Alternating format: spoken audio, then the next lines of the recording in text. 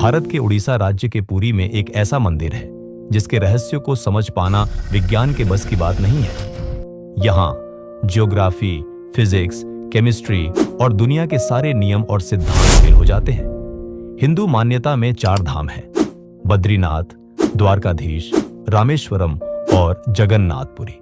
और ये कहानी है जगन्नाथपुरी धाम की, जहां पर आज भी भगवान श्री कृष्ण का वास्तविक दिल धड़कता है। इस मंदिर में कुछ ऐसे रहस्य छिपे हैं जिन पर विश्वास करना बहुत कठिन है। लोग वेस्टर्न कल्चर फॉलो करते करते एक ऐसे मोड़ पर तो आ चुके हैं जहां लोग भगवान के होने ना होने पर सवाल उठाने लगे हैं।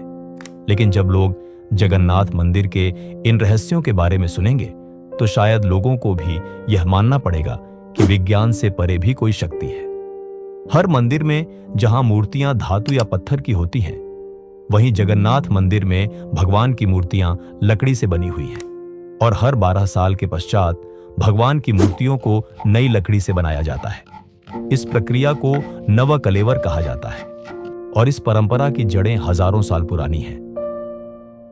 मान्यता है कि 3102 बीसी में भगवान श्री कृष्ण जंगल में एक विशाल पीपल के वृक्ष के नीचे लेटकर ध्यान में लीन थे।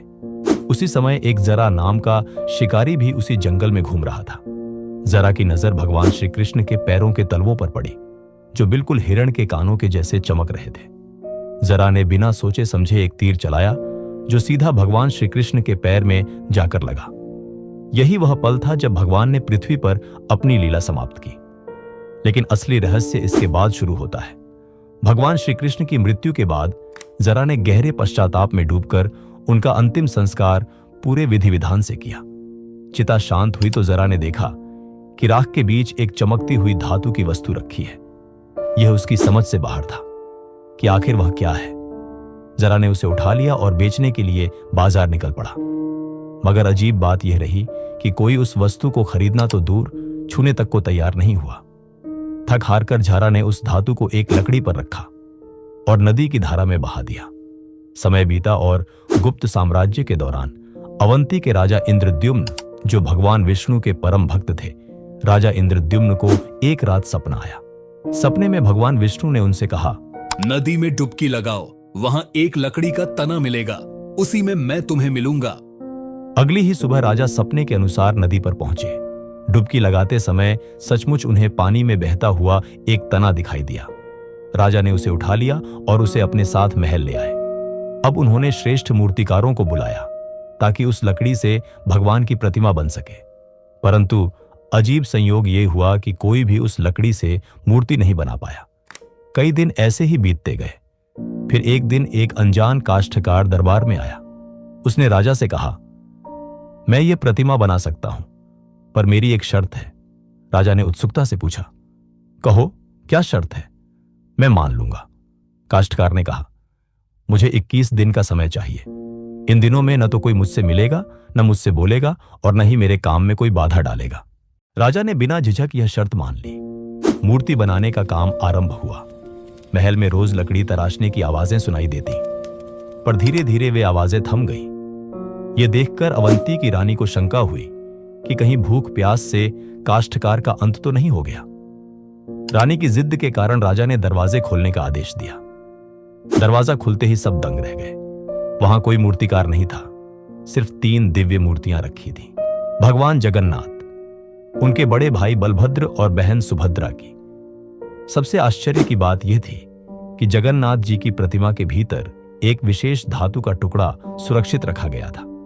मान्यता है कि यह कोई साधारण धातु नहीं, बल्कि स्वयं श्री कृष्ण का धड़कता हुआ हृदय है। यह हृदय सामान्य मानव हृदय से बिल्कुल अलग है। इसे प्राचीन उन्नत तकनीक का प्रमाण माना जाता है।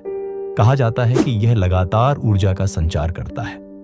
विज्ञान की दृष्टि से देखें तो धातु और पत्थर बिजली के अच्छे संवाहक होते हैं, जबकि लकड़ी खराब संवाहक मानी जाती है। शायद यही कारण है कि जगन्नाथ मंदिर की मूर्तियां लकड़ी से बनाई जाती हैं। लेकिन यह रहस्य यहीं खत्म नहीं होता। हर 12वें साल पूरे शहर की बिजली काट दी जाती है।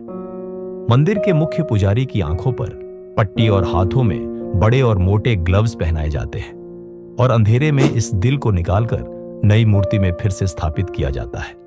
जिन पुजारियों ने इतिहास में यह सेरेमनी करी है, उनका कहना है कि उन्होंने इसे देखा तो कभी नहीं, पर इस चीज को, जिसे हम ब्रह्म पदार्थ भी बोलते हैं, इसे हाथों से पकड़ने पे ऐसा लगता है जैसे जिंदा खरगोश पकड़ लिया हो। माना यह भी जाता है कि अगर किसी ने ब्रह्म पदार्थ को देख लिया तो उसकी मौत उसी समय निश्चित है। इसीलिए बिना आंखों पर पट्टी लगाए किसी को भी यह सेरेमनी करने की परमिशन नहीं है। लेकिन रहस्य यहीं खत्म नहीं होते। कहा जाता है कि यहाँ का झंडा किसी भी साइंटिफिक लॉ को नहीं मानता। आमतौर पर हवा जिस दिशा में चलती है, झंडा उसी दिशा में लहराता है, लेकिन जगन्नाथ मंदिर का झंडा हमेशा हवा के ठीक विपरीत दिशा में उड़ता है, जैसे मानो किसी अदृश्य शक्ति ने उसे थाम रखा हो। वैज्ञानिकों ने बहुत कोशिश की इस रहस्य को समझने की, पर आज तक कोई इसका जवाब नहीं ढूंढ पाया। इस झंडे के साथ एक और खास बात है कि इसे रोज बदलना पड़ता है। इसीलिए मंदिर के पांडु 214 फीट ऊपर लगे इस झंडे को रोज चढ़कर बदलते हैं, क्योंकि कहा जाता है कि अगर किसी दिन यह झंडा नहीं बदला गया तो मंदिर 18 सालों के लिए बंद हो जाएगा। इसी से जुड़ा एक और अनोखा पहलू है मंदिर का प्रसाद। हर दिन यहां आने वाले भक्तों के लिए प्रसाद बड़े ही श्रद्धा और नियम से तैयार किया जाता है। कहते हैं कि जगन्नाथ मंदिर में होने वाली हर प्रक्रिया के पीछे भगवान की कोई न कोई लीला छिपी होती है। यहां प्रतिदिन लगभग 500 लोगों के लिए प्रसाद बनाया जाता है, लेकिन कई बार ऐसा होता है कि मंदिर में हजारों की संख्या में भक्त पहुंच जाते हैं। फिर भी अद्भुत बात यह है कि यहां प्रसाद कभी कम नहीं पड़ता। दिन भर भक्तों में यह प्रसाद बांटा जाता है और आज तक ऐसा कोई दिन नहीं आया जब प्रसाद की कमी हो गई हो। न ही कभी प्रसाद व्यर्थ गया है। इतनी सटीक गणना इंसानों के लिए करना लगभग असंभव है, लेकिन इस मंदिर में यह चमत्कार हर दिन होता है। मगर इससे भी बड़ी रहस्यपूर्ण बात है प्रसाद बनाने की प्रक्रिया। इसे पारंपरिक तरीके से लकड़ी की आग पर पकाया जाता है। 7 मिट्टी के बर्तनों को एक के ऊपर एक रखा जाता है और उन्हीं में प्रसाद तैयार होता है। सामान्यतः विज्ञान और तर्क यह कहते हैं कि सबसे नीचे रखे बर्तन का प्रसाद पहले पकना चाहिए, लेकिन जगन्नाथ मंदिर में विज्ञान के नियम काम नहीं करते। यहां सबसे पहले सबसे ऊपर रखे बर्तन का प्रसाद पकता है, फिर उसके नीचे वाले का, और आखिर में सबसे नीचे रखे बर्तन का प्रसाद पककर तैयार होता है। शायद आपको भी यह सुनकर अजीब लगे, लेकिन सच यही है कि इस रहस्य को आज तक कोई समझ नहीं पाया। जगन्नाथपुरी मंदिर की खूबसूरती को शब्दों में बयान करना आसान नहीं है। सोचकर देखिए, इतने साल पहले बिना किसी आधुनिक तकनीक के इतना विशाल मंदिर कैसे बनाया गया होगा। लेकिन असली रहस्य इससे भी बड़ा है। 214 फीट ऊंचे इस मंदिर के शिखर की परछाई आज तक कभी जमीन पर नहीं दिखी। दिन हो या शाम, कभी भी। सुनकर हैरानी होती है ना? पर यही सच है। विज्ञान भी इस राज का जवाब अब तक नहीं ढूंढ पाया। लेकिन कहानी यहीं खत्म नहीं होती।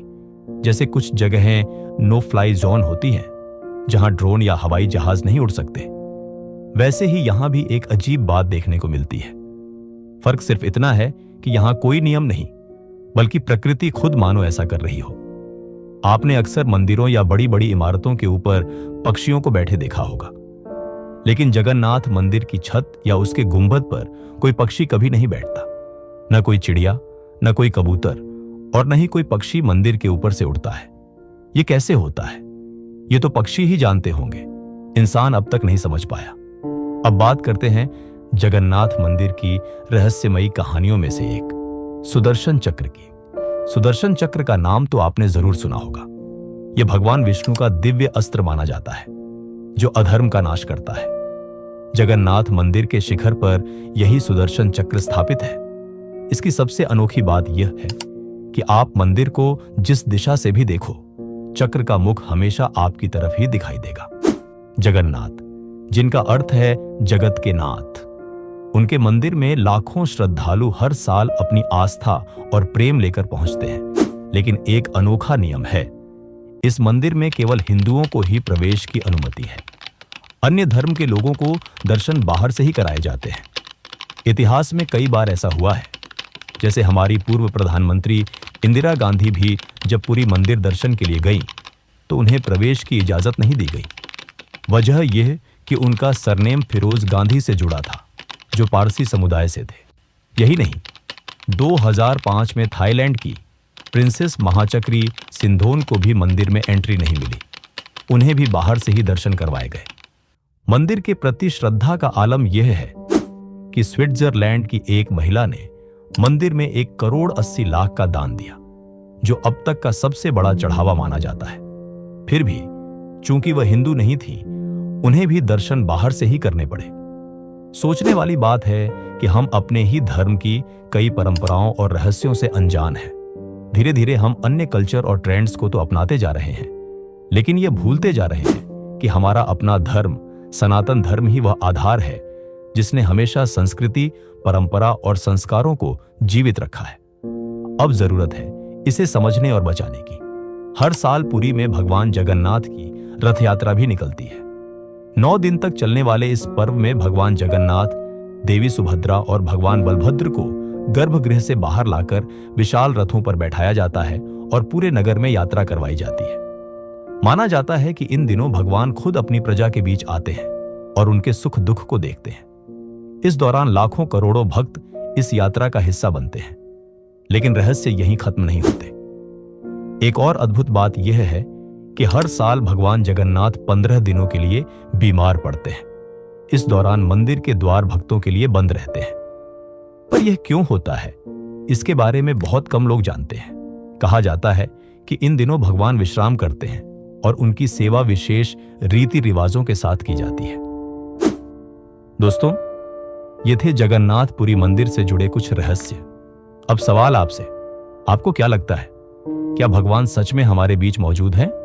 कमेंट करके जरूर बताएं और इसी प्रकार के रहस्यमय वीडियो देखने के लिए चैनल को सब्सक्राइब करें।